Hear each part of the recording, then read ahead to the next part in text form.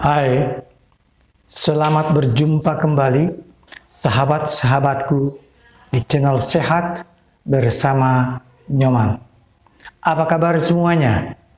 Semoga sehat-sehat dan tetap bersemangat menjalankan aktivitas setiap hari. Kali ini saya mau membahas sebuah topik yang sangat penting dan sangat menarik untuk kesehatan, yaitu stroke dan dampaknya.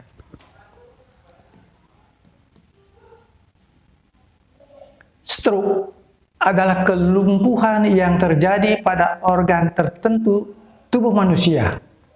Stroke sering disebut sebagai brain attack atau serangan yang terjadi secara mendadak akibat dari suplai oksigen dan nutrisi ke otak terganggu karena sumbatan pembuluh darah otak oleh butiran atau gumpalan darah dan karena pembuluh darah otak pecah. Akibat dari kedua keadaan tersebut, sel-sel pada sebagian area otak akan mati. Kondisi ini menyebabkan bagian tubuh yang seharusnya dikendalikan oleh area otak yang rusak tidak dapat berfungsi dengan baik.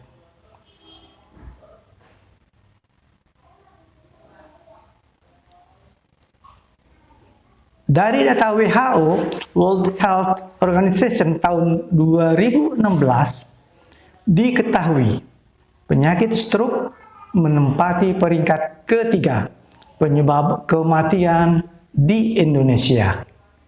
Stroke juga menempati peringkat ketiga penyebab utama kecacatan di seluruh dunia.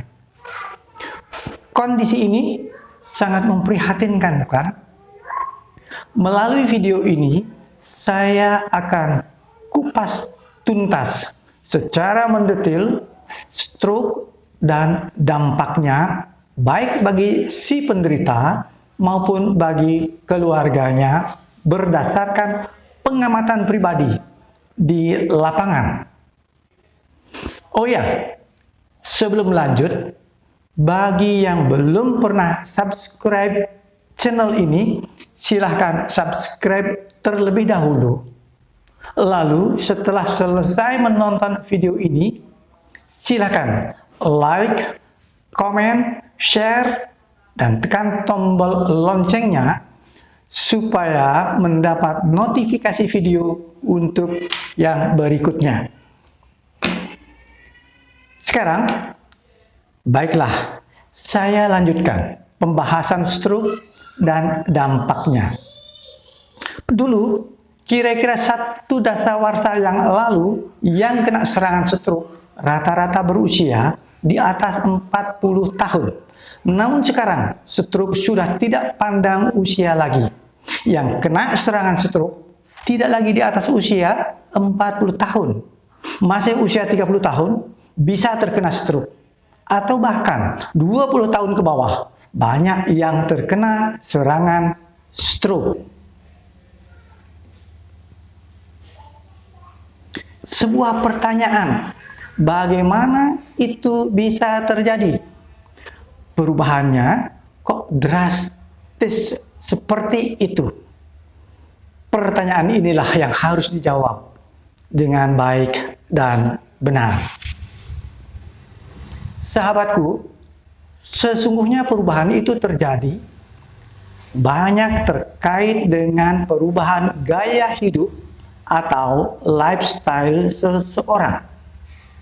Dulu, anak muda bersosialisasi atau berinteraksi secara langsung, banyak melalui aktivitas atau olahraga bersama. Sekarang, anak muda dunianya sudah berubah. Boleh dibilang, hampir semua komunikasi dan aktivitas dilakukan melalui HP. Dengan HP dimungkinkan berkomunikasi tanpa ada batas geografis, tanpa ada batas waktu.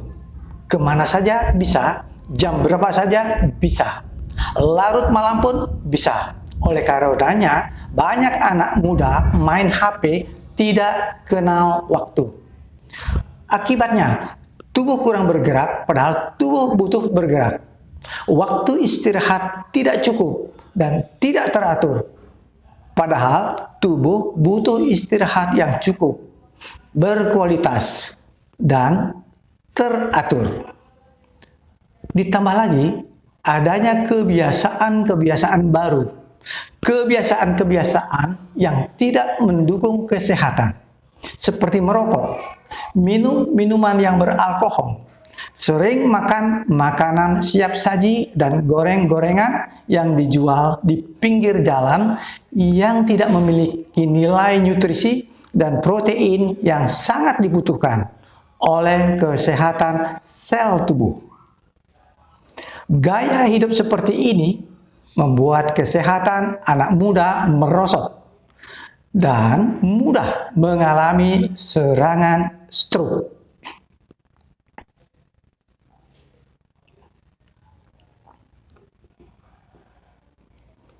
Serangan stroke sering terjadi secara mendadak. Namanya saja serangan, pastilah mendadak. Bisa ketika bangun tidur, pada saat mau menggerakkan kaki atau tangan, ternyata tidak ada kemampuan. Setelah berupaya berulang kali, tetap saja tidak bisa. Baru sadar bahwa dia mengalami serangan stroke. Setelah mengalami serangan stroke, dia setiap mau tidur minta dipijit kakinya sampai tertidur. Bila tidak, dia cepat marah-marah. Akhirnya, keluarganya juga sakit, harta benda habis terjual untuk biaya hidup dan pengobatan. Namun, penyandang stroke tetap tidak tertolong, bahkan meninggal. Bisa saat mengemudi kendaraan di jalan.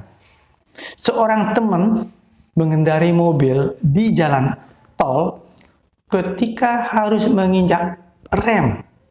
Kakinya sama sekali tidak bisa digerakkan. Akhirnya nabrak mobil yang ada di depannya. Si pemilik mobil yang ditabrak turun menyamperinya. Karena pintu tidak dibuka, dia pun marah-marah. Untung ada polisi datang, membuka pintunya, dan dia hanya terdiam. Baru diketahui ternyata dia kena serangan stroke. Ada juga ketika sedang main gaplek. Dia ini badannya besar, sejak kena serangan stroke, tiap hari duduk di kursi roda dan dilatih untuk bisa berdiri. Hanya untuk berdiri membutuhkan perjuangan berat, membutuhkan bantuan orang lain. Benar-benar tidak berdaya. Ada juga saat olahraga badminton. Pada saat mau pukul kok, yang terlempar adalah raketnya dan dia terjatuh. Oleh temannya segera dibawa ke rumah sakit. Mendengar kejadian itu, saya datang mengunjunginya ke rumah sakit. Saya coba pegang tangannya dengan mengatakan, "Pak, kalau bisa mendengar, tolong kasih saya tanda dengan menggerakkan tangan Bapak." Sama sekali tidak ada respons. Yang ada hanya air mata meleleh keluar dari kedua matanya. Ternyata dia mengalami stroke total. Tidak bisa bicara dan tidak bisa bergerak.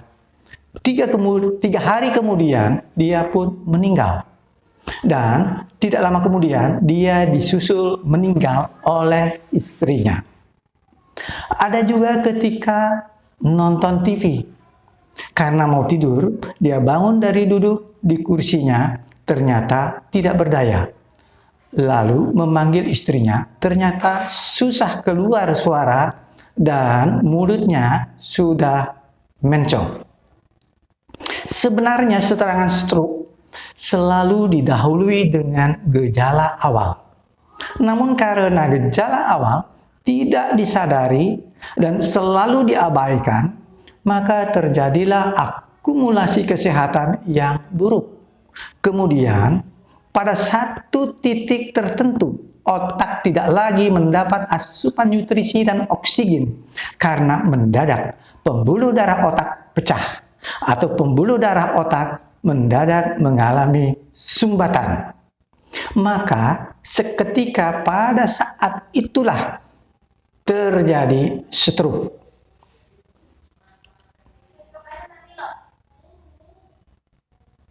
Kalau saya simpulkan, dampak serangan stroke bisa dikelompokkan menjadi 3, yaitu dampak psikologis. Penyandang stroke mengalami goncangan jiwa yang sangat hebat.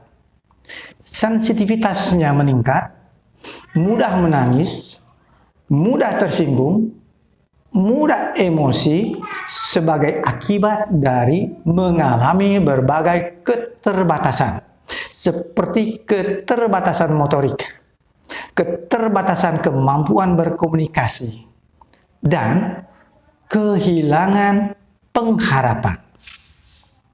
Berikut adalah dampak sosial dan dampak ekonomi.